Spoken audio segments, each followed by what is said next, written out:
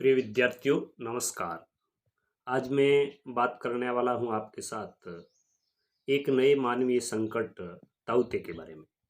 Corona संकट के बीच भारत के कई राज्यों में एक और बड़ी मुसीबत ने लोगों की नींद उड़ा रखी है और उसका नाम है ताउते। प्रिय विद्यार्थियों, ये एक चक्रवात है। कई राज्यों में इसने नुकसान पहुंचाया है।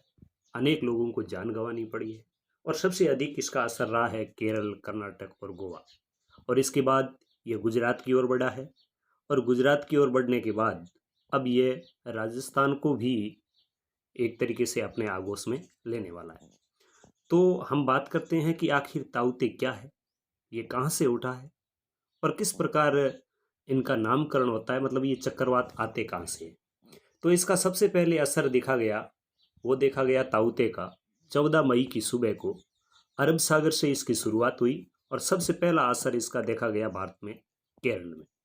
तो केरल में इसका असर दिखने के बाद ये जो चक्रवात है, जिसको अपन तूफान कहते हैं, ये धीरे धीरे आगे बढ़ा और आगे बढ़ते बढ़ते कर्नाटक में इससे 5 लोगों की मौत हुई। गोवा में भी 2-3 लोगों की मृत्यु हुई। कई प्रकार के पेड़ है वो गिरे, जन हानि हुई, धन हानि हुई। महाराष्ट्र में 185 किलोमीटर प्रति घंटे की रफ्तार से हवाएं चली और इसके बाद धीरे धीरे ये आगे बढ़ते बढ़ते एक तरीके से सबसे अधिक तबाही मचा रहा है वह गुजरात में मचा रहा है।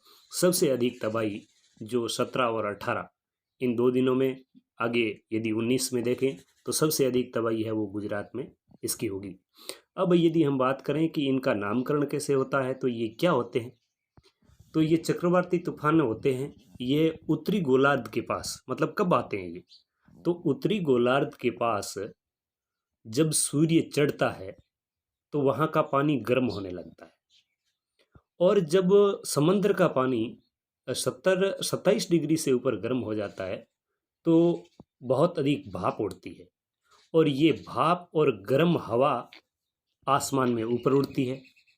और जब ये गर्म हवा और भाप ऊपर उड़ती है तो ठंडी हवा उसका स्थान लेती है और ऐसे ऐसे स्थान लेने के कारण जब ये गर्म हवा ऊपर उठने लगती है तो इससे नमी के कारण बड़े बड़े बादल बनते हैं और आसमान में ऊपर उड़ते बादल कोरियोलिस फोर्स, यानी धरती के घूमने से जो एक बल पैदा होता है, उस बल के कारण वो ऊपर बने हुए बादल गोल गोल घूमने लगते हैं और जब ये हवा में इस प्रकार गोल गोल घूमने लगते हैं तो उससे एक प्रकार का सिस्टम बन जाता है और वह हवा का जो मौसम है वो सीरियस हो जाता है और इसी से तूफान का जन्म होता है।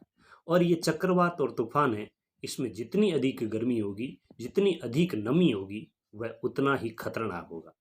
अब तूफानों का नाम कैसे रखा जाता है, तो इसके बारे में हम बात करें तो सबसे पहले तूफानों को ये नाम देने की परंपरा है, ये ऑस्ट्रेलिया के वैज्ञानिकों ने शुरू की और वो सबसे पहले वहाँ के उन राजनेताओं के नाम पर तूफानों का नाम देते थे जिनको वो बिल्कुल पसंद नहीं करते थे।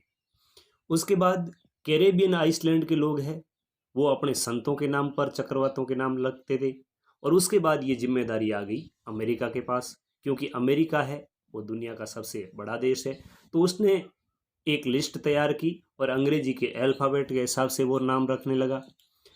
उसके बाद आगे चलें तो 2004 के बाद की बात करें तो उसमें इवन और ओडिन साल के बारे में, मतलब 4, 14 और 18 ये आदमी के नाम, 2001, 3 और 7 ये स्त्री के नाम, और जो तूफान ज़्यादा तबाही मचाता है उसका कभी दोबारा प्रयोग नहीं होता, उसको ब्लैक लिस्टेड कर दिया जाता है। और भारत में ये सिस्टम शुरू हुआ 2004 में और इसमें अनेक देशों ने मिलकर एक फॉर्मूला बनाया जिसमें भारत था, बांग्लादेश था, मालदीव था, म्यांमार था, पाकिस्तान था, थाईलैंड था।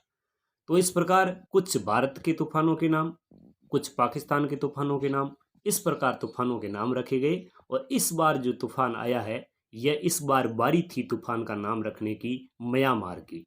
तो म्यांमार ने अपना नाम रखा ताउते। और ताउते एक, बात करें तो एक ऐसी छिपकली का नाम है।